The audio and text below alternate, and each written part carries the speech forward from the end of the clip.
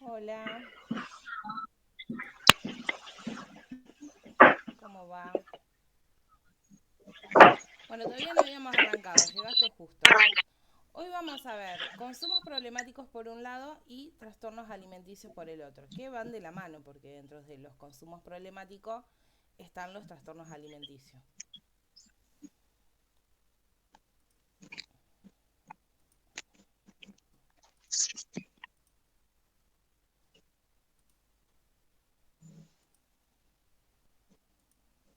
Bueno, vamos a empezar hablando sobre los consumos problemáticos. Si tienen alguna duda o algo, me avisan, me paran, así lo vamos charlando. O si quieren ir opinando, participando. Para plantear esto de consumo problemático nos vamos a remontar también al contexto, a qué es lo que pasa actualmente con el consumo, con esta sociedad de consumo, ¿no? Todas las subjetividades, todas las vivencias se van a encontrar No, atravesadas por estas lógicas de no comes consumo. esas chiquititas. Todos somos Es para ese consumidores. y ese, de queso crema. Se habla del consumismo como algo que se viene estudiando hace muchos años ya, décadas diría yo. Y se habla de este hombre Lai, que se lo suele llamar así en sociología, en donde prevalece la necesidad siempre, ante todo, de consumir. A la vez es contradictorio, es como que quiere comer rico pero no quiere engordar, entonces por eso también esto del hombre Lai, esto de que quiere comer dulces pero compras dietéticos sin azúcar, quiere tomar alcohol pero toma cerveza sin alcohol, o quiere tomarse una gaseosa pero elige la gaseosa light. Es como que no puede parar de consumir, pero a la vez siempre es la culpa, siempre cuidándose, porque lo estético también se pone en juego. Entonces se plantea esto del consumo como una problemática que tiene que ver con lo social, que tiene que ver con lo cultural, lo establecido ya hace mucho tiempo, en donde prevalece esto, el consumir por consumir y no siempre por una necesidad. Yo le puse esta imagen porque me parecía que también resumía un poco esto, la manera que muchas veces justamente consumimos marca, consumimos eslogan. Si vemos publicidades, se encuentra detrás de la posibilidad de la publicidad esto del consumismo. Hay que tomar una gaseosa para ser feliz, hay que ir de shopping para ir a ser feliz. Entonces se plantea mucho dentro de la publicidad esto del consumo. En cosas descuidadas, hoy si vemos una propaganda, de 10 propagandas, 8 tienen que ver con fármacos, con el remedio para el dolor de cabeza, el de espalda, muchísima publicidad sobre el remedio. También eso ha crecido esto de la automedicación, de la falta de control médico. Entonces hay todo un contexto que hace que el consumo termine siendo justamente problemático.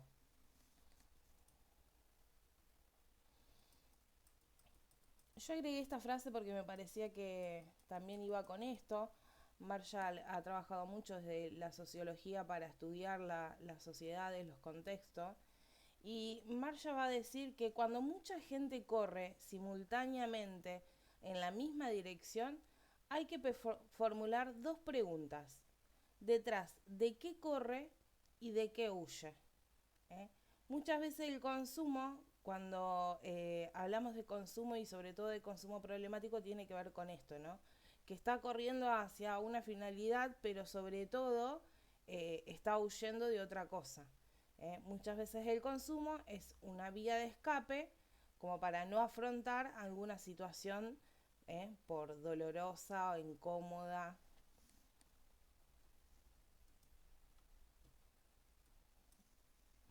Los consumos problemáticos son aquellos que van a afectar negativamente a las personas.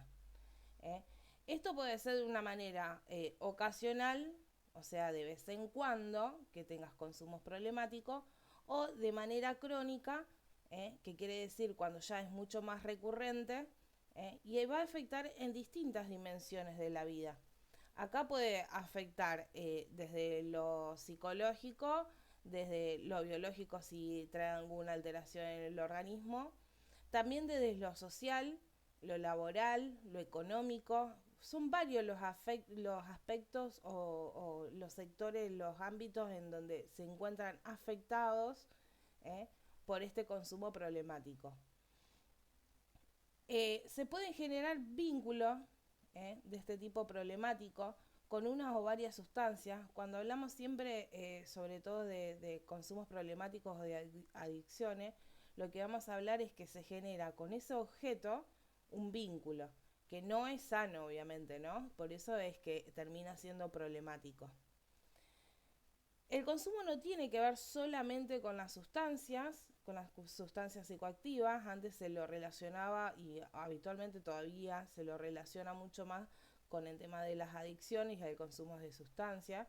Pero en realidad cuando hablamos de consumos problemáticos también vamos a hablar de otras prácticas de consumo, que puede ser el juego, la tecnología, el tema en la alimentación, entre otras.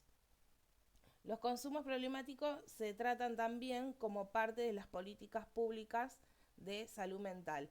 Hay leyes que están trabajando para poder paliar, prevenir o tratar los consumos problemáticos.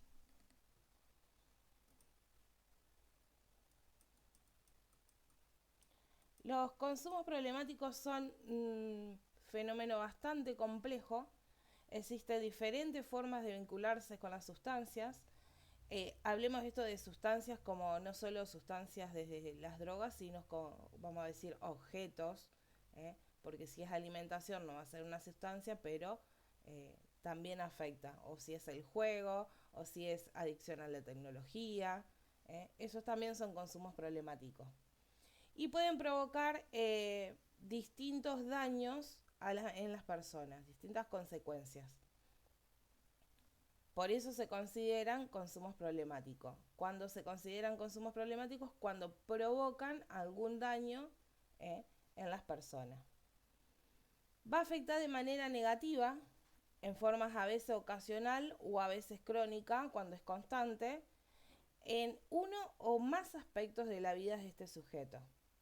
Los aspectos pueden ser desde la salud física y también desde la salud mental, sus relaciones sociales primarias, o sea, la familia, la pareja, los amigos, sus relaciones sociales secundarias, que va a ser el trabajo, el estudio, puede ser un deporte, un club, si iba a un club, alguna actividad de ocio o extra que hacía, y también sus relaciones con la ley, porque muchas veces se termina a través de estos consumos problemáticos transgrediendo algunas leyes. No siempre, ¿no? Pero eventualmente pasa. Para hablar de cómo asistir o acompañar en el caso de la T y poder trabajar sobre alguien que tenga problemas de consumos problemáticos, hay que tener en cuenta estas pautas. Primero, lo más importante, diría yo, es respetar la autonomía individual, porque la autonomía lo que provoca es justamente esto, la propia capacidad de valerse por sí mismo, la dependencia. Entonces, esto siempre hay que resguardarlo y hay que lograr siempre, en cualquier caso, no solo en consumos problemáticos, que el sujeto sea lo más autónomo posible. Siempre se habla de que el eje central de cualquier tratamiento es procurar la autonomía. Y también la singularidad, ¿no? Para poder respetar los derechos del otro, con respecto a su cultura, con respecto a sus ideales. A esto se refiere y que tiene mucho que ver con poder respetar los derechos humanos. También es muy importante dar prioridad a los servicios y a los tratamientos ambulatorios. La internación siempre se considera en cualquier institución como el último recurso. Se utiliza solo la internación cuando el resto de los recursos hayan fallado. Se arman otros tipos de dispositivos. Hoy conocemos muchos: hospitales de día, centros de rehabilitación o grupos de apoyo, psicoterapia, acompañamiento terapéutico. Todos estos nuevos sistemas que surgieron después de la reforma de la Ley de Salud Mental son los que nos sirven para trabajar de manera ambulatoria y no recurrir a la internación como recurso primario, sino que siempre va a ser el último recurso. Esto se hace porque lo que tiene como objetivo es justamente no aislar al sujeto, que él pueda seguir manteniendo relación con la familia, con el ámbito de trabajo, con lo social, porque se considera que estos factores de poder sostenerlo son como un apoyo y un pilar fundamental para cualquier enfermedad que tenga que ver con salud mental. Es muy importante también trabajar junto con la familia y el ambiente en donde desarrolla su vida cotidiana el sujeto. Siempre cuando hablamos de trastornos y hablamos de problemas de salud mental, la familia tiene mucho que ver en esto. Es importante que ellos también se reeduquen, que aprendan, que acompañen el tratamiento. Entonces por eso es el trabajo, va a ser un trabajo en red, por un parte una red que va a tener que ver con los profesionales, con el equipo interdisciplinario, y por otro lado va a ser aquel acompañado o el paciente y su familia. El entorno también tiene que ser parte de nuestro plan de trabajo. Se trata de promover la atención en hospitales generales. Esto quiere decir de que antes, si hablábamos de salud mental, se hablaba de un neuropsiquiátrico. Hoy sabemos que salud mental puede ser tratada en un hospital general sin necesidad que sea hospital geriátrico.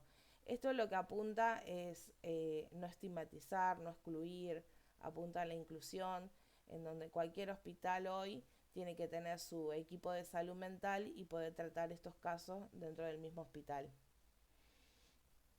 También se trata de aplicar el modelo de reducción de daños, realizar todo lo necesario para mejorar la calidad de vida de la persona y prevenir cualquier daño asociado a esta conducta problemática que tenga. ¿eh?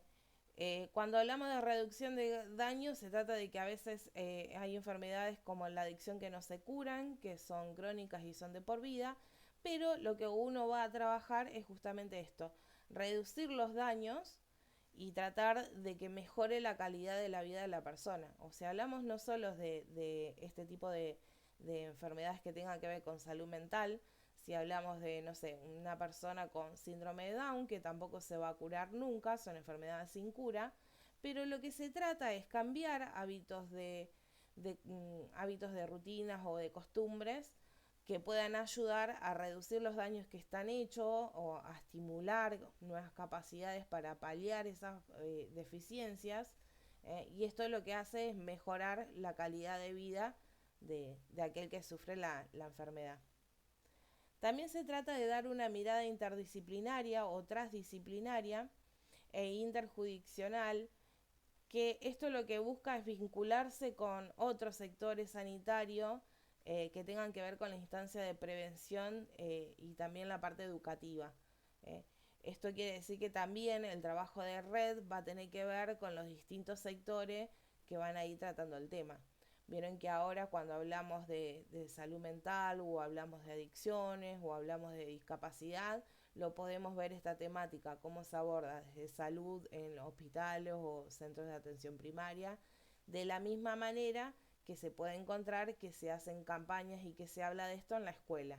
¿eh? Se entiende que todos estos organismos, todos estos sectores, todos tienen que ir buscando la manera de incluir estas temáticas para poder desarrollar un buen plan de prevención y tratamiento. O sea que ustedes podrían, no sé, dar una charla de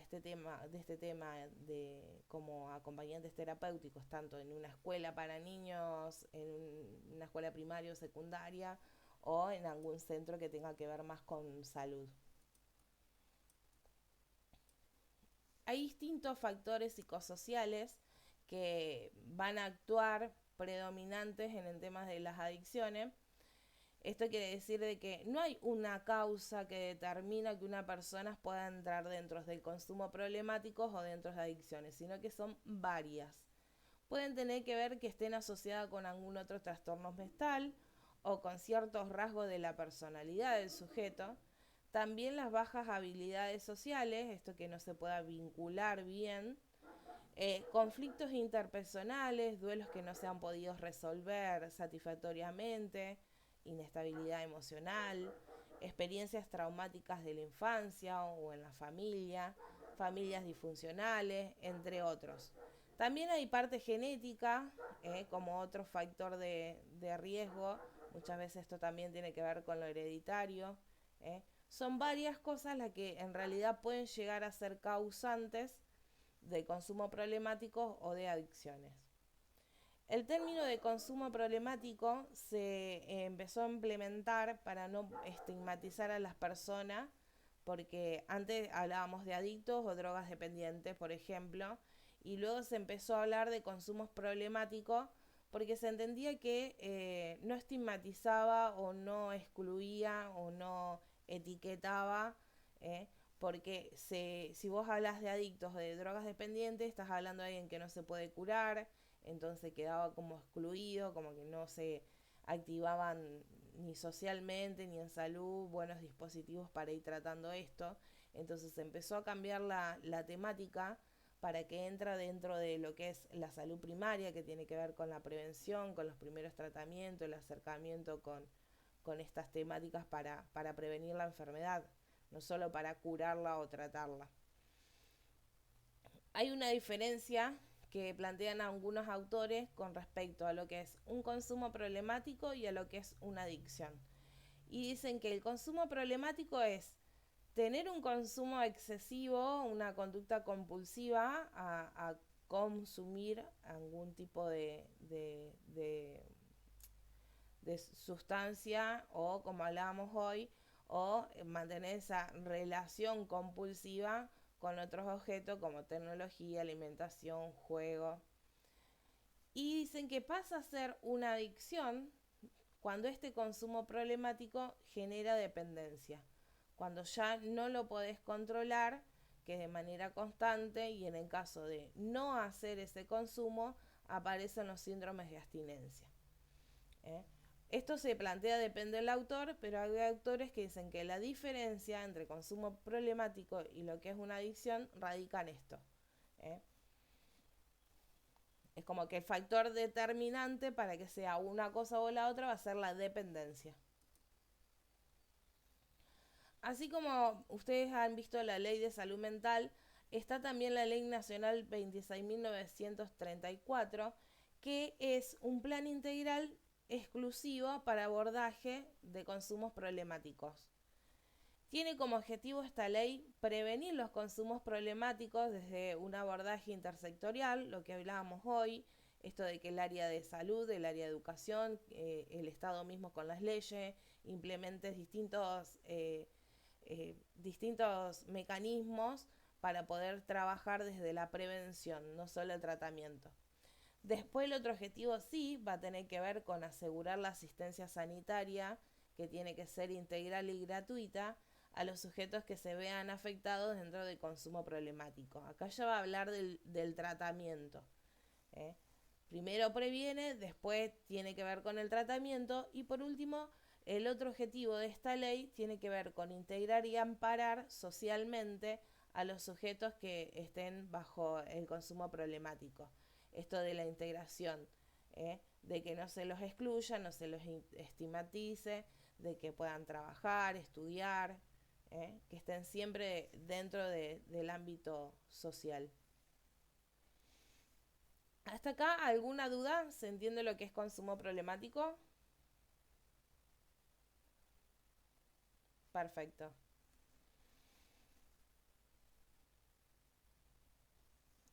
Bueno, ahora vamos a empezar a ver, dentro de estos consumos problemáticos, nos vamos a encontrar con los trastornos de alimentación. Así que ahora vamos a adentrarnos a ver qué son los trastornos de alimentación o alimentarios. Los trastornos alimentarios son condiciones que se presentan en personas que experimentan alguna relación difícil con la comida. Acá aparece esto del vínculo con ese objeto, esto de la relación con la comida. Puede enfrentar una culpa extrema al comer, o puede ser, si bien tiene esa necesidad de comer, no por hambre, sino por ansiedad o pasa mucho más allá del hambre en sí, Pero también aparece la culpa por el miedo a aumentar de peso. Y hay mucho en esto de una distorsión con respecto a la imagen corporal. A veces están un poquito excedidos, pero se ven extremadamente excedidos de peso. A veces están súper delgados, igual se ven más gordos o excedidos de peso. Hay una distorsión con respecto a la realidad del cuerpo, a lo que corporalmente son. Estos pensamientos pueden interrumpir de un día para el otro y se puede tornar crónico, constante, ¿eh? Y causa obviamente un montón de problemas tanto para salud mental como en el organismo. Los trastornos alimenticios con respecto a las causas, a qué lo provoca, no hay una causa especial o específica que los cause, sino que se va a hablar de que hay un montón de factores que influyen o que se ponen en juego. Estos van a incluir antecedentes familiares que tengan que ver con trastornos de estados de ánimo o trastornos alimentarios. También van a tener que ver los factores ambientales y también los rasgos de la personalidad. No hay un determinante específico, sino que cualquier falla en estos factores puede provocarlo. Ahora vamos a ir viendo cuáles son los trastornos alimentarios que van apareciendo o que se fueron clasificando a medida que se fueron estudiando. Uno de ellos es la anorexia. La anorexia, la palabra en sí, el significado, la definición de anorexia tiene que ver con esto de pérdida del apetito, se pierde el hambre. No es que ellos en realidad no quieren comer, no tienen hambre. Y se puede desclasificar en anorexia nerviosa o anorexia depresiva. La anorexia nerviosa es la que tiene que ver con el trastorno alimentario con respecto a la ansiedad, a esto de dejar de sentir hambre por un tema de, de obsesión con respecto a lo corporal, al cuerpo. Y en cambio la anorexia depresiva es la que se da cuando se está en esta etapa de depresión. Que alguien que esté transitando en trastorno depresivo pierde el apetito, no es que no quiere comer, sino que pierde directamente el hambre. El cuerpo funciona orgánicamente, no tienen hambre. Entonces, esta es la diferencia entre una y la otra. Una puede ser por un pico alto de ansiedad o de estrés, mientras que la otra va a ser por un estado depresivo que hace que uno se sienta, no sienta el hambre en realidad. Vieron que a veces uno está medio bajón y es como que no te dan ni ganas de comer, y no necesariamente porque esté dentro de un trastorno depresivo, pero vieron que el cuerpo funciona así, como que si estás medio decaíducho o si estás enfermo, no solo estado de ánimo, pero a veces si estás medio engripado, te sentís mal, hay personas que tienden a esto, a perder el apetito. No aparece el hambre como necesidad. Bueno, en el trastorno depresivo propio de la enfermedad aparece esto como síntomas, la falta de apetito. Las personas que sufren anorexia van a sentir un deseo irrefrenable de estar delgada. Acá es cuando hablamos de la anorexia nerviosa.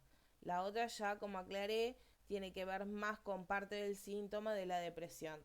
En cambio, en la anorexia nerviosa, las personas tienen esta ansiedad por este deseo de que quieren verse delgada. Este pensamiento se torna obsesivo y van perfeccionando continuamente las maneras de comer y de tenerle tanta atención a cómo va comportándose la imagen corporal con respecto a cómo come o qué come. Se sienten gordas aunque no lo estén y tienen un miedo exagerado a aumentar de peso.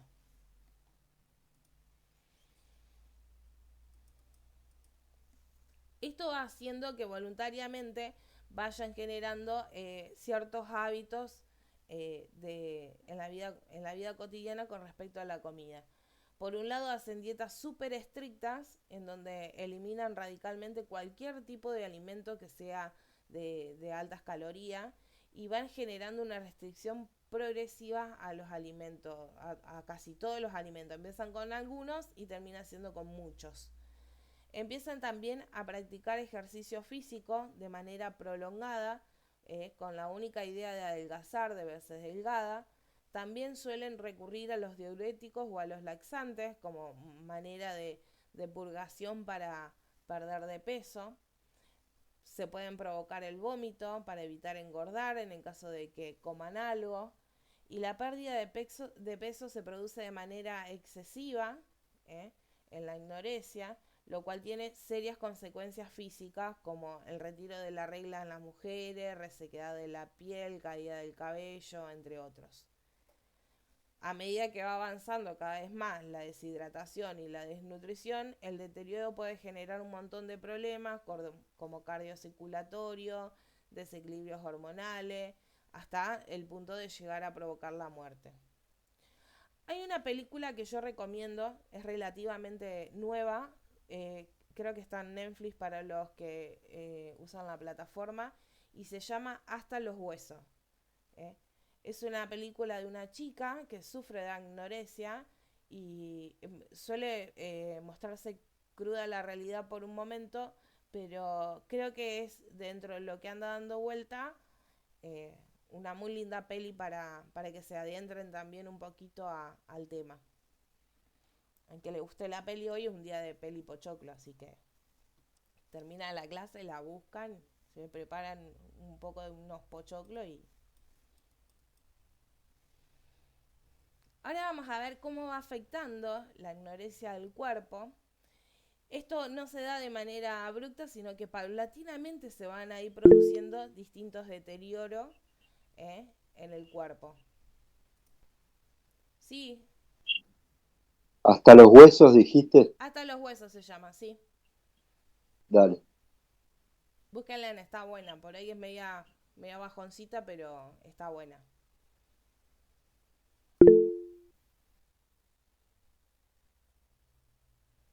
Sí, no te hagas drama. No pasa nada.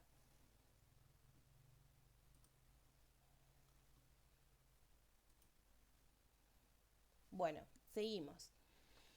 Bueno, ahora vamos a ver entonces cómo afectan el cuerpo. No se va a dar de manera abrupta, se va a dar de manera paulatina, viendo cómo distintas funciones del organismo se empiezan a deteriorar. Esto es producto por la desnutrición y muchas veces también la deshidratación. Se pierden nutrientes que también tiene que ver con esto de la deshidratación, porque puede consumir un montón de agua, pero hay una hidratación específica que nos lo dan las frutas, los vegetales, otras cosas que al no consumir o consumir cada vez menos, eso se pierde. Esto va afectando al corazón, va afectando al cerebro, afecta a los huesos, sistema de digestivo, sistema reproductivo. A medida que avanza este proceso de desnutrición, todo el organismo se va a empezar a afectar, a resentir. También aparecen no solo estos cambios con respecto a lo físico o a lo orgánico, sino que también aparecen trastornos o desequilibrios con respecto a lo mental, a lo emocional. Uno, si tiene hambre, no se puede concentrar, no puede dormir, aparece el insomnio, o no duermen nada o duermen mucho.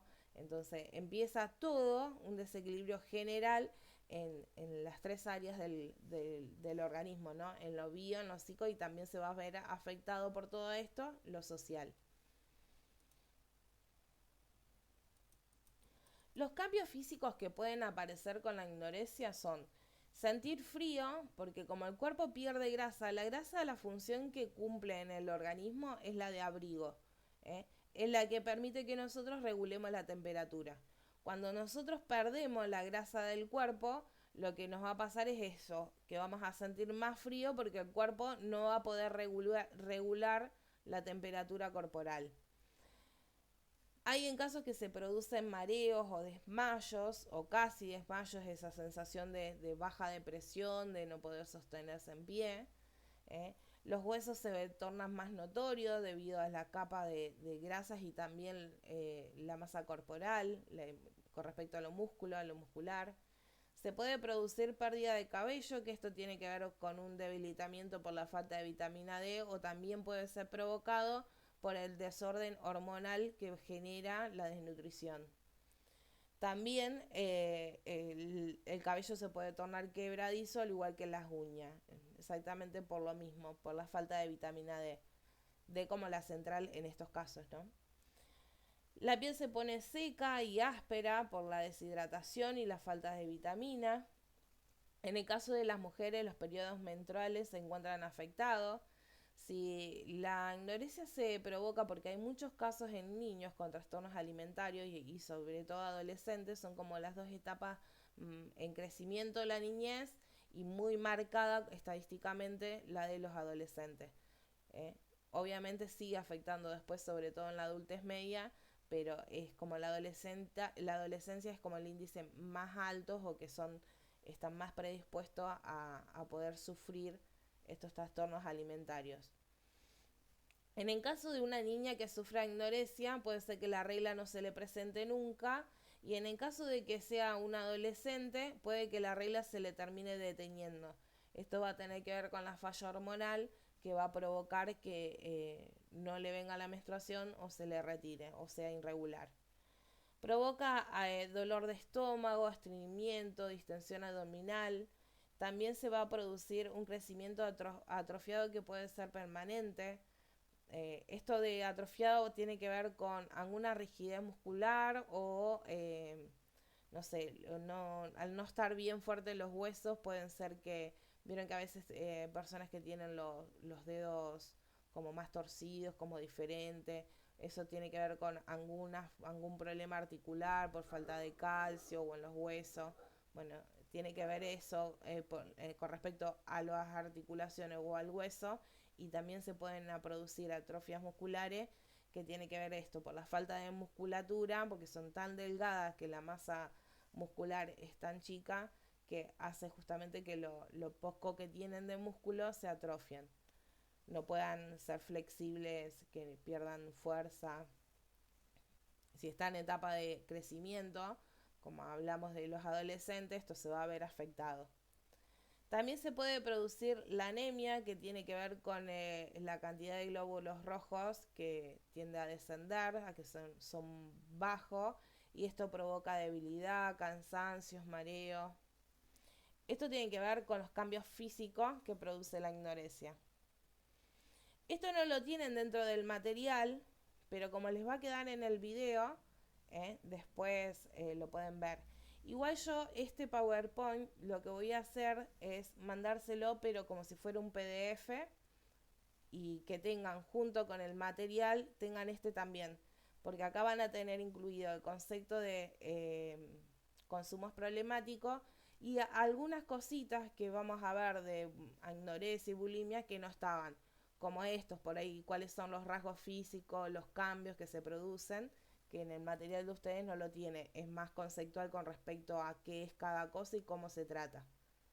Y a mí me pareció que por ahí estaba bueno también, porque son signos de alarma y para prestar atención qué pasa con respecto a los cambios, tanto físicos como mentales. Con respecto a los cambios mentales, lo que pasa con una persona que sufre de anorexia, o puede llegar a pasar, es cambios en el estado de ánimo, pueden sentirse deprimidos o ansiosos o irritables. También la disminución con respecto a la concentración. Se provoca esto de una dificultad para poder completar tareas, sea en el trabajo habitual, sean cosas cotidianas de la casa, también con respecto a lo escolar, baja mucho el rendimiento. La anorexia resulta en la tasa más alta de muerte con respecto a las personas con enfermedades mentales, y también puede ser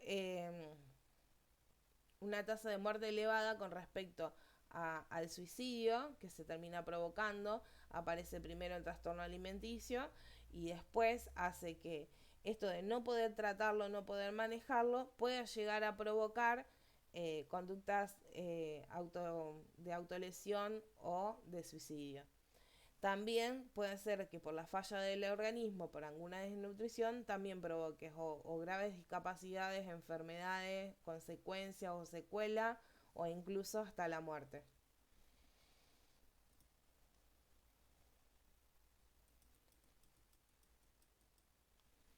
El tratamiento para la ignorancia nerviosa tiene que ver, como primer paso primordial, tiene que ver con la evaluación y la diagnosticación, porque muchas veces se puede confundir con otra enfermedad. Entonces se puede pasar, no sé, que tenga que ver algo más con un trastorno depresivo o que tenga que ver con algo del organismo que esté fallando y que provoque esto de que adelgace, que no sienta hambre. Entonces, lo primero que tiene que aparecer como paso fundamental para todo tratamiento es el diagnóstico.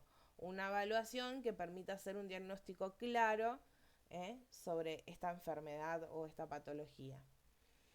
Una vez que está diagnosticado, que el diagnóstico se hace con seguridad y se puede diferenciar de que no sea algún otro trastorno o enfermedad, ahí empieza a hablarse de tratamiento.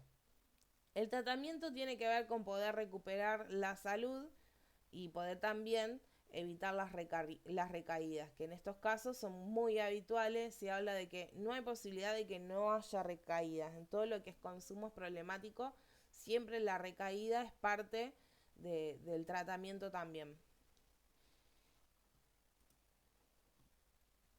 Para poder trabajar sobre la anorexia en este caso, es importante que la intervención que se haga sea integral. Cuando hablamos de integrar, tiene que ver con cuidar la persona de la salud de la persona y también poder tratar las complicaciones físicas que se van a dar por esta enfermedad, por este trastorno, ¿no? Se trata de promocionar educación sobre patrones alimenticios y nutricionales sanos. Si bien nosotros no somos nutricionistas, pero vamos a acompañar como parte del equipo estas pautas nuevas que se van a dar con respecto a cómo se tiene que alimentar. También, como plan de trabajo de la T, va a tener que facilitar recursos cognitivos y conductuales para poder establecer esta relación sana con la comida. A él, una nutricionista le va a bajar cuál sería la dieta adecuada que tiene que hacer. Y nosotros vamos a acompañar en el día a día para que él pueda adaptarse a esa dieta. Implementar desde la charla, desde la contención, desde buscar herramientas para, no sé, acompañarlos en los mandados, que a veces ir a un supermercado y esas cosas para alguien que sufre este tipo de trastorno es algo complicado. Entonces servir como ejemplo y apoyo y contención en estos casos es parte del tratamiento o del plan de trabajo. Se trata también de identificar y superar los miedos, que es lo que provocaron esta enfermedad y que muchas veces no solo la provocan, sino que son los obstáculos para que él pueda mejorar o curarse o tratarse. También se trata de tratar los trastornos asociados. Esto se refiere a que si hay otras cosas que afectan, dijimos que no hay una causante específica para este trastorno, que generalmente viene asociado a multifactores o multicausas. Entonces lo que vamos a ver también es cuáles son esos factores que influyen en la enfermedad. Entonces, no sé, si estamos hablando de depresión, va a tener que trabajar también un plan de trabajo para tratar la depresión. Si tiene que ver con un trastorno de personalidad, también se va a tener que trabajar, por un lado, ese trastorno de personalidad y conjuntamente el trastorno alimentario. Vamos a trabajar con la familia, tratando de asesorarlos, de facilitar información sobre la situación del paciente, porque esto es lo que va permitiendo también que la familia coopere con el tratamiento. Hay que tratar de ir planificando estrategias para las recaídas, porque las recaídas siempre van a aparecer, son parte del tratamiento, entonces hay que ir en lo posible prevenir estas recaídas, pero también tener en cuenta esto, que son partes de la situación que se van a dar y hay que saber actuar en este caso, ¿no? Para que el proceso de la recaída sea más corto, vuelva rápido al eje del tratamiento y no provoque secuelas grandes o desórdenes grandes con respecto a la salud. Ahora vamos a ver bulimia. Ya vimos lo que es la anorexia, ahora vamos a ver lo que es bulimia. Se la suele tratar muchas veces por desinformación o ignorancia como sinónimo. No es lo mismo anorexia que bulimia. La bulimia se caracteriza por la presencia de atracones. Son episodios en donde en un breve corto de tiempo se ingiere una gran cantidad de comida o de alimentos, que se pierde el control con respecto a la cantidad que se come. Es como que no puede parar de comer, y trata eso, de que es comer lo mayor que se pueda en el menor tiempo posible. Obvio que después de estos atracones aparece esa sensación de culpa y lo que hace es provocar conductas purgativas, como el vómito, que son vómitos autoinducidos, o el uso de laxantes o diuréticos, o bien realizar ejercicio físico intenso con la intención de mitigar los efectos de todo lo que se comió, ¿no? Del efecto del atracón. Las personas que padecen bulimia se sienten muy preocupadas por la silueta, tienen un miedo intenso a engordar, dado a que hay un problema de autovaloración y de autoestima, y esto hace que también se sientan condicionadas con respecto a su imagen corporal y al peso.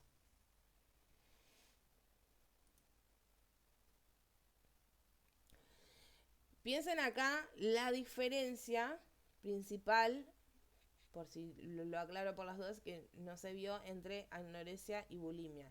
En el caso de la anorexia pierde totalmente esta necesidad de comer, se pierde el apetito, y acá hay en lapsos de tiempos como peor, una sensación de mucha hambre, que es lo que produce el atracón. Como que en una va perdiendo totalmente la necesidad de comer, y en la otra es que tiene la compulsividad de comer mucho en poco tiempo. Ahora vamos a ver cómo afecta la bulimia al cuerpo. La bulimia va a dañar tanto salud física como la salud mental de una persona. Se encuentran afectados, por ejemplo, los dientes, que empiezan a descomponerse por el tema de los ácidos estomacales cuando se provocan el vómito. El peso no tiene estabilidad, sube y baja, depende el atracón y el nivel de ansiedad, y cómo depurguen también eso que coman. Los periodos menstruales también, en el caso de las mujeres, se pueden volver irregulares o detenerse. La cara y la garganta suelen verse hinchado, provocado por esto mismo también del vómito y lo que producen en lo circulatorio. Pueden ocurrir mareos y desmayo, se produce deshidratación, que esto se provoca por la falta de líquidos corporales, el malestar estomacal, estreñimiento, dolor de garganta, y eso hace que se provoque un daño en órganos vitales como el hígado y los riñones. Y también se van a producir problemas cardíacos que pueden llegar a atravesar hasta la muerte, de acuerdo a cómo se vaya realizando este proceso en la enfermedad, cómo va afectando los distintos órganos, los distintos sistemas del cuerpo humano, ¿no? El tratamiento para la bulimia siempre se trata como bulimia nerviosa. Tiene que ver con, igual que la anorexia, lo primero que tiene que pasar es la evaluación, el diagnóstico, que no tiene que ver únicamente con el peso y la conducta, sino que también hay que hallar, en este caso, que es meramente una enfermedad nerviosa, determinar las causas que hicieron que apareciera este problema, y cuáles son los factores que hacen que se sostenga también el trastorno. Acá es muy importante la psicoterapia, en la anorexia también, pero bueno, acá se los destaca como que es un problema meramente psicológico.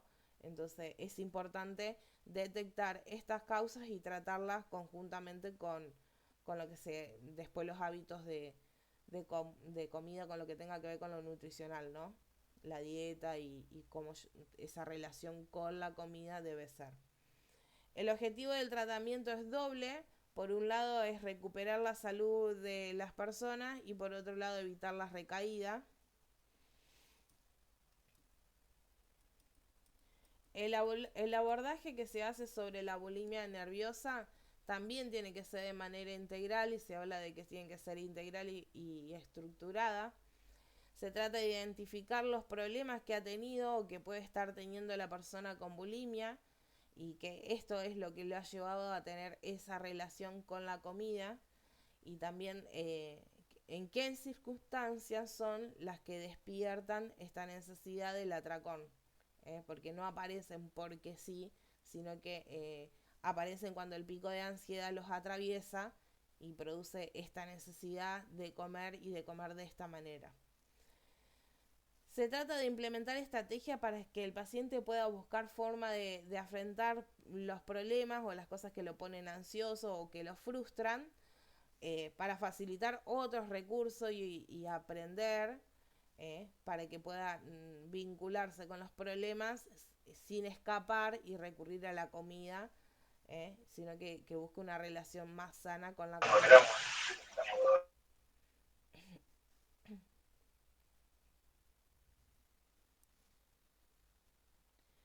Otra de las cosas importantes para el abordaje tiene que ver con cómo asesorar a la familia, esto de poder que la familia también incorpore patrones alimentarios y nutricionales sanos que sirvan de ejemplo, de soporte, de sostén. Esto facilita siempre la cooperación en el tratamiento porque el paciente muchas veces no está solo y la familia termina siendo el sostén para que el tratamiento se pueda llevar adelante.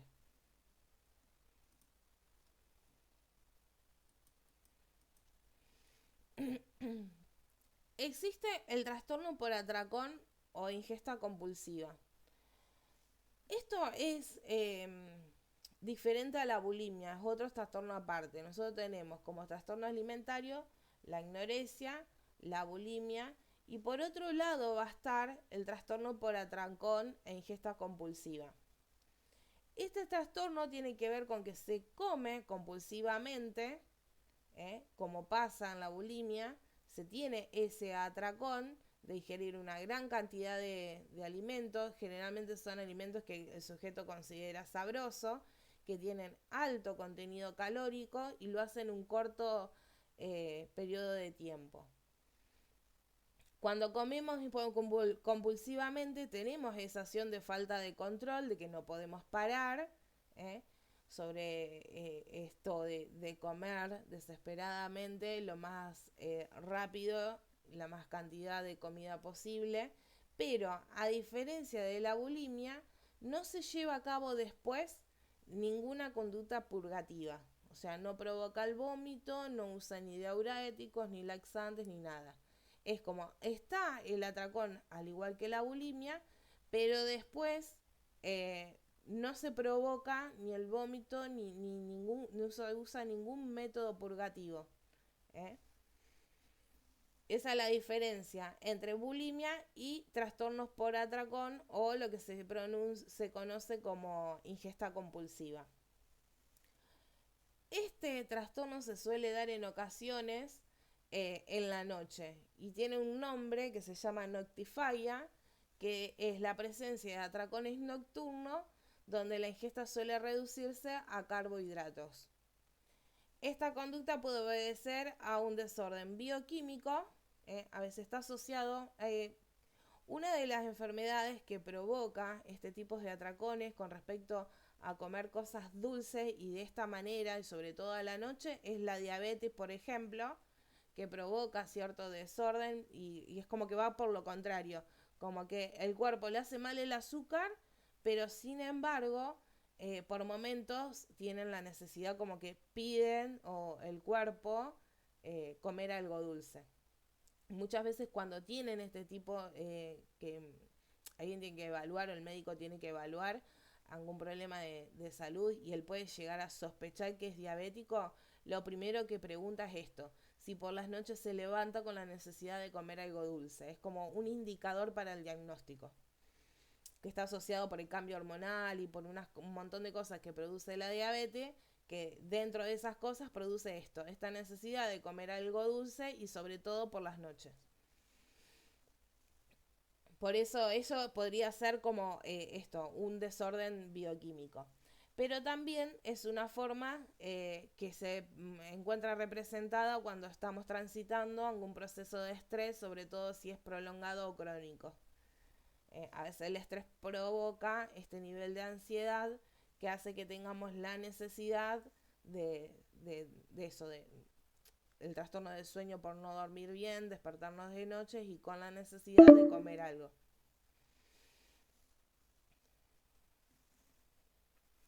El comer no tiene que ver con saciar. Los otros trastornos de la alimentación tenían que ver con una necesidad de comer y saciar en esa necesidad de hambre. En el caso del trastorno de ingesta compulsiva, lo que se intenta a través de la comida es que la comida funcione como un calmante. Esa es la diferencia entre los dos primeros que vimos y esto. La sensación no es la sensación de quedar satisfecho. ¿Viste? Cuando comés y te pegas un atracón desde el lado de esa compulsividad a comer, viene por ese lado, de que querés, la sensación es que estás lleno, satisfecho. En cambio, cuando aparecen desde este lugar, el trastorno compulsivo de ingesta, la sensación es de calma. La comida funciona como un calmante. Yo tengo un tema con el dulce, con el chocolate, que me pasa muy seguido que yo antes de irme a dormir tengo que comer algo dulce. Y si no como porque por ahí estoy llena o estoy cansada y me voy a dormir, me suele pasar que me levanto de madrugada y voy busco un pedacito de chocolate o algo. O bien que hay personas que dicen, bueno, les pega el bajón y dicen, bueno, tengo ganas de comer algo dulce, me voy a comer un kilo de helado, unos chocolates, porque aparte de esta relación que uno tiene con la comida, tiene que ver con que está también comprobado que, por ejemplo, el chocolate o el azúcar generan en el cuerpo cierta sustancia al consumirlo que provoca una sensación como de felicidad, bienestar. Entonces también está afectado esto por un tema también de lo que provoca eh, la sustancia, en este caso el azúcar o la grasa también en el cuerpo. En el caso del trastorno por atracón o la ingesta compulsiva, el tratamiento va a tener que ver con focalizar en identificar y resolver esos conflictos emocionales que hacen que la persona adquiera ese hábito de comer de esa manera. Acá se hace gran importancia a la evaluación para que realmente se pueda detectar esto como este tipo de trastorno y también para poder encontrar en dónde estaba el problema y empezar a generar así nuevos hábitos alimentarios para poder mejorar la calidad de vida y mejorar también con respecto a la salud del paciente. El tratamiento, al igual que el resto, tiene que ser totalmente personalizado. Los trastornos pueden ser los mismos, pero en cada persona afectan de manera particular. Así que siempre un tratamiento tiene que ser personalizado y también integral. Se trata de identificar el origen y la causa del atracón para poder abordar sobre esa causa. También hay que hacer un abordaje con respecto a los conflictos emocionales, que son los que nos llevan a veces a tener esa tendencia a ser compulsivo, en este caso con la comida. Hay que trabajar las ansiedades, los miedos, controlar estos atracones, aprender a comer conscientemente, saber cuándo comemos con hambre, cuándo comemos por ansiedad, porque ese es el primer paso para empezar a tratar esta ansiedad. Se trata de la reducción, de ir logrando una reducción del peso, que suele ir asociados con otras conductas, el poder implementar, no sé, hábitos de ejercicio, de vida más sana, de nuevos hábitos saludables. Y obviamente también hay que tener en cuenta las recaídas para poder prevenirlas o tener alguna estrategia para que de la recaída se salga rápido. Dentro de los trastornos alimentarios también está la obesidad. La obesidad supone un riesgo para la salud de las personas que la padecen. No tiene que ver solamente por las consecuencias físicas, sino también por lo psicológico. Eh, Su definición más simple sería la acumulación excesiva de grasa corporal. Esto tiene como consecuencia el sobrepeso y el aumento del volumen corporal. Su origen suele ser complejo y también tiene varios factores. O sea que no va a haber una sola causa, sino que va a haber varias o distintos factores. Se habla de una predisposición genética, que va a ser como una carga de que sea estadísticamente más habitual, si genéticamente, no sé, tu madre, tu papá, tus abuelos ya son obesos, tenés como una predisposición genética más desfavorable para que puedas terminar teniendo este problema. Pero también van a influir otros factores ambientales que van a tener que ver con otras cosas, con lo psicológico, con lo social. No necesariamente solo lo genético te predispone a la enfermedad, ¿no? La obesidad se inicia generalmente al final de la infancia o en el inicio de la adolescencia. Esto es estadísticamente, ¿no? Lo que más se produce, no quiere decir que alguien se vuelva obeso adulto, puede pasar también. Pero bueno, lo que más se produce es el final de la infancia, en la preadolescencia y en la adolescencia.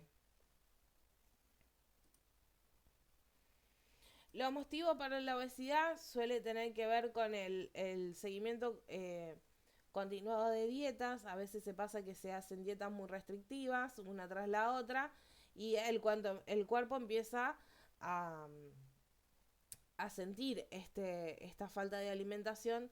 Entonces lo que hace después es perder el control ante una dieta muy estricta y querer consumir el doble, por lo estricto que no había consumido durante cuando estuvo haciendo la dieta. ¿Vieron el típico efecto rebote que se le dice de las dietas? Bueno, esto puede ser una de las causas o los motivos que empieza a despertar la obesidad. Otro lado puede tener que ver con situaciones culturales o familiares que favorece que consumamos gran cantidad de alimento, por ansiedad. Esto tiene que ver con esto de reducir la ansiedad a través de la comida, de comer rápido, de comer mal, lo que produce que no se pueda realizar bien el metabolismo, no pueda trabajar correctamente con respecto a lo que comemos. También puede tener que ver con el estado de ánimo. A veces cuando estamos decaídos aumenta el deseo de consumir ciertos alimentos, como el chocolate o los panificados. Esto es lo que les decía hoy. Está comprobado que estos tipos de alimentos aumentan la serotonina, que es una hormona que provoca la sensación como de felicidad o de tranquilidad. Entonces por eso es que cuando nos sentimos medio bajón nos despierta esta necesidad de consumir algo dulce o panificados, que tienen que ver con que son los que desarrollan esta hormona, que van a hacer que después nos sintamos al menos por un momento como felices o calmos. También otra de las causas o los motivos tiene que ver el valor simbólico que tienen algunos alimentos. A veces pasa de que algunos alimentos los comemos porque están asociados a un recuerdo bueno. Entonces, bueno, no sé, se come un guiso porque me recuerda al guiso que me hacía mi mamá cuando era chico, y eso, no sé, me hacía sentir en familia, en casa. Entonces uno tiende a ciertos alimentos, ciertas comidas, a asociarlo con eso, estados de bienestar, con esos buenos recuerdos, y no se fija si son buenos, si son nutritivos, la cantidad que se come, provocando también este desequilibrio a lo alimentario.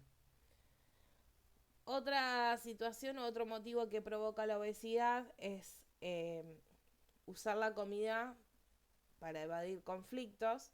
Estas ocasiones tiene que ver con usar la comida como vía de escape. Entonces, para no pensar en un problema, me pongo a comer. Esto lo que hace es que el conflicto nunca se termine de resolver. Entonces se genera como un círculo vicioso, ¿no?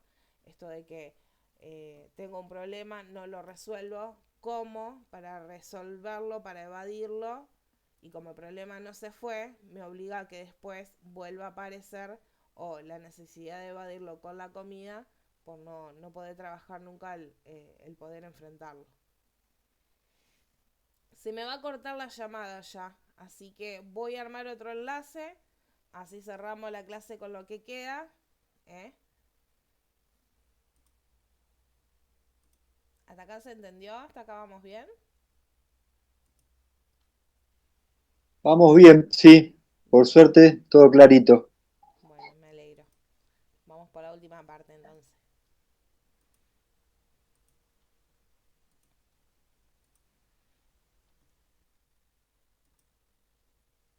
Por último, lo que vamos a ver es, desde el acompañamiento terapéutico, cómo abordar o cómo pensar en nuestro plan de trabajo para consumos problemáticos, para problemas alimentarios que están dentro de estos consumos problemáticos. El trabajo de la T va a ser fundamental, es una gran pieza que aparece para poder trabajar conjuntamente con el equipo interdisciplinario en la recuperación de pacientes que sufren este trastorno. La participación del acompañamiento terapéutico va a tener que ver con poder contener, con poder proteger y ayudar a cambiar estas ideas que son las que ponen en riesgo al paciente.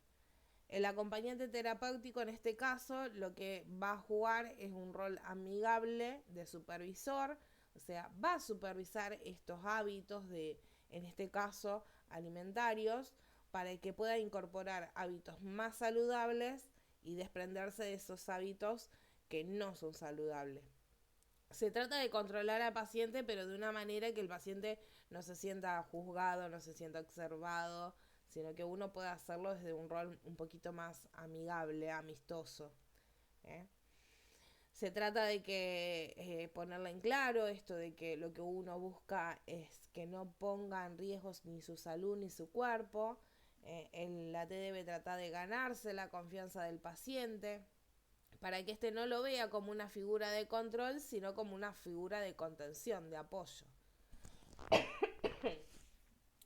Lo que va a tratar de la T es de establecer esa escucha empática que le permita al otro que pueda ir hablando con respecto a sus miedos, sus angustias, las necesidades, y de esta manera no recurrir a la comida como un objeto de necesidad, por esto que no pueda llegar a tolerar esta angustia que no tolera o esta ansiedad que no tolera.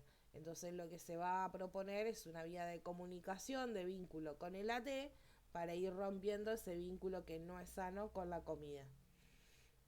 Esto se hace de manera paulatina, esto tiene un proceso, porque la idea es que el otro no se sienta ni presionado ni juzgado, sino todo lo contrario. Tiene que sentirse apoyado, se tiene que sentir contenido, escuchado. Entonces esto no es algo que se impone, sino que se produce dentro de un proceso en donde se busca esto, generar la empatía, cierto vínculo entre el AT y el paciente, para que se puedan dar estas pautas. Acá hay ciertas pautas que tienen que ver de que si yo tengo que armar como acompañante terapéutico un dispositivo para trabajar con personas que sufren de estos trastornos, debo que plantear objetivos a corto plazo, por un lado, y otros objetivos que van a ser más a mediano o largo plazo. Ahora vamos a ver cuáles serían los objetivos a corto plazo, o sea, los más próximos a lograr en el caso de armar un plan de trabajo con personas con trastornos alimentarios. Uno de los primeros objetivos tiene que ser educar a la familia del paciente. Acá lo que se trata es informar sobre las características de la enfermedad. Esto es lo que ayuda a que la familia también pueda ayudar a la recuperación, no solo física, sino también psicológica del paciente. Se busca también incentivar al enfermo y a la familia en sostener una terapia familiar y individual. Estos tratamientos tienen mucho de psicológico y necesitan que se aborden las dos áreas. Entonces se trata de incentivar a la familia esto para que vayan a grupos de apoyo, para que hagan terapia, ya sea individual o grupal. Esto permite que se vayan trabajando aquellas causas psicológicas que despertaron la enfermedad o que no ayudan para un tratamiento adecuado, las que la obstaculizan o las que hacen que aparezcan las recaídas o el abandono de los tratamientos. También hay que trabajar la reeducación nutricional. Acá nos vamos a enfocar también con respecto a sostener dentro del equipo interdisciplinario la dieta que marque una nutricionista, los que nos marque un médico de cabecera con respecto a qué hábito va a tener que trabajar, si va a tener que hacer, no sé, algún deporte, kinesiología. Entonces nosotros lo que vamos a hacer es acompañar esa reeducación que vayan estableciéndose y vayan marcando las otras áreas del equipo interdisciplinario. La idea es enseñar al paciente a comer, a que disfrute esto de comer y que tenga una relación mucho más relajada con la comida y no desde la ansiedad, desde lo compulsivo, ¿no? Se trata de suspender efectos que estén marcados por un médico, esto lo aclaro por las dudas, pero se va a tratar de suspender toda dieta que sea restrictiva. ¿eh? Estas dietas estrictas lo que generan después son estos efectos rebotes, esta sensación de que le faltan nutrientes al cuerpo y el cuerpo después va a tender a tener la doble necesidad de querer comer. Entonces, las dietas restrictivas o estrictas no sirven en estos casos. Excepto, claro, que esté autorizadas, recetadas por un médico por alguna situación particular que considere apropiado él. Se trata como objetivo también de terminar con las conductas patológicas que pongan en riesgo de muerte o que impliquen grandes repercusiones en la salud. Acá se va a hablar de los atracones, los vómitos autoproducidos, los pensamientos destructivos, esto de hacer ejercicios excesivos, los ayunos, los laxantes, los diuréticos o las píldoras dietéticas, las famosas píldoras para adelgazar, las anfetaminas, un montón de cosas eh, que son conductas patológicas y ponen en riesgo la salud e incluso la vida del acompañado. Otro de los objetivos a corto plazo va a ser ayudar al paciente con el consumo de la medicación, en caso de que esté medicado. Siempre se trabaja también no solo en esta, hoy lo estamos viendo en este tipo de trastorno, en esta área, pero en todas aquellas enfermedades que impliquen medicación de por medio o en todo acompañamiento en donde esté la medicación de paciente de por medio, se trata también de ayudar a esta autonomía con respecto a la medicación, que entiendan la importancia de tomarla horario, en el caso de que haya que tomarlo antes o post de una comida. Y por último, objetivo como para armar un plan de trabajo a corto plazo es poder lograr conductas saludables abandonando las perjudiciales. Esto se trata de ir incentivando de a poquito a que sean cada vez más la cantidad de conductas saludables que las perjudiciales, ¿no? También podemos establecer objetivos que tengan que ver más a mediano o largo plazo. Esto quiere decir que los que nos van a llevar un poco más de tiempo implementarlo o que queden establecidos dentro de los hábitos de estas personas que sufren este tipo de trastorno. Van a tener que ver con ayudar al paciente a encontrar sus propios valores o ideales o objetivos sin dejarse influenciar por cualquier contexto externo, sea cultural, sea familiar, que él pueda tomar sus propias decisiones, tenga bien formada su propia identidad, lo que él quiera, las cosas que él considere importante, y no que viva para el resto. Porque esto lo aclara porque este tipo de enfermedades, como se pone mucho en juego también lo corporal y lo físico, y la imagen representa mucho para el exterior, lo que opina el exterior para el que sufre de este trastorno, entonces por eso aclara esto de la importancia de trabajar la autonomía y la autoestima del paciente. También va a ser un objetivo fomentar la iniciativa y la independencia, esto de seguir reforzando la autonomía del paciente, para también una aceptación con respecto a lo corporal, a su propio cuerpo, a no sentirse rechazado, ni excluido, ni estigmatizado, aprender a aceptarse, incentivarse, ayudar al paciente a asumir que puede comer lo que quiera, pero la manera es de qué manera, con moderación, esto de ver y controlar la conducta o la intensidad con la que se come cuando se tiene estos picos de ansiedad. Recomponer lo social con respecto a pareja, amigos, familia, el trabajo, la escuela, porque muchas veces estas enfermedades terminan afectando todas las áreas, no solo lo orgánico, también lo psicológico y también lo social en estas áreas. Ayudar a que el paciente tenga un control general de su vida, dándole sentido a su identidad, a la competencia, a la eficacia, colaborar con la terapia psicológica, también con el médico, nutricionista, o si hay algún otro profesional que también esté trabajando como parte del equipo, también nosotros tenemos que colaborar con ello. Reforzar el autoestima, que esto ya lo habíamos hablado, ayudar al paciente a recomponer circuitos de comunicación, eso lo trabajamos junto con el terapeuta, porque muchas veces tiene que ver con esto.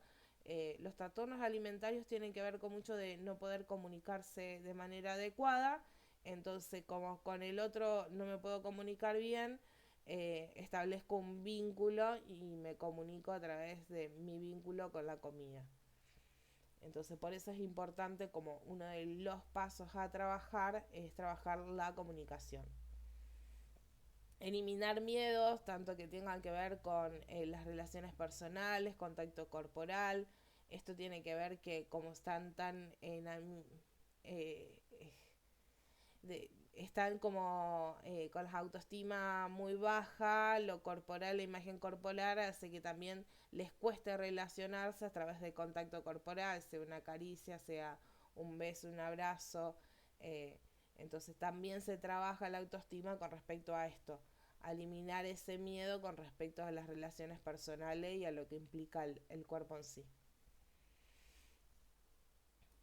Bueno, esto es todo por hoy, que no es poco, ¿no? Hablamos un montón.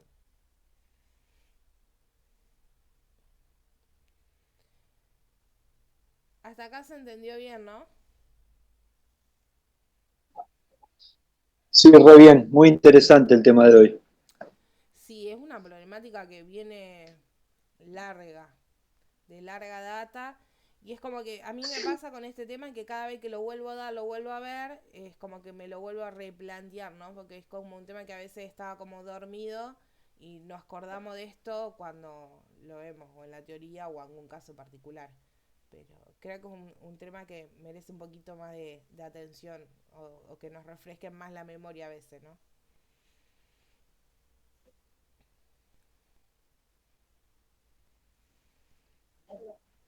Bueno, si no tenés más dudas, Bueno, profe, ya te libero. no, por suerte no. No, no, quédate tranquila que quedó todo clarito. Listo. ¿Hay Ahora, trabajo para esto? ahora cuando termino subo. Bueno, el enlace de la clase me va a tardar un poquito hasta que edito el video, pero les voy a subir el documento principal de trastorno alimentario y el archivo de esto que vimos en la clase, para que lo tengan también como documento. ¿Eh? Y ahí ¿Y vemos. trabajo práctico? No, creo que no, porque ustedes están No con el hay. trabajo final, pero Sí, préstenle atención a lo que vimos, lean el material. Si pueden abordarlo y ver la peli que les recomendé, véanlo, que está bueno también, suma. No dejen de mirar, de leer, mirarlos, no les doy trabajo porque sé que están a full con el trabajo final, van a estar así ya con los tiempos cortos. dale, Pero sí lean dale. bien todo el material. Buenísimo. Muchas gracias, profe. No hay nada. Muy buen fin de, nos vemos. Igual para vos, gracias.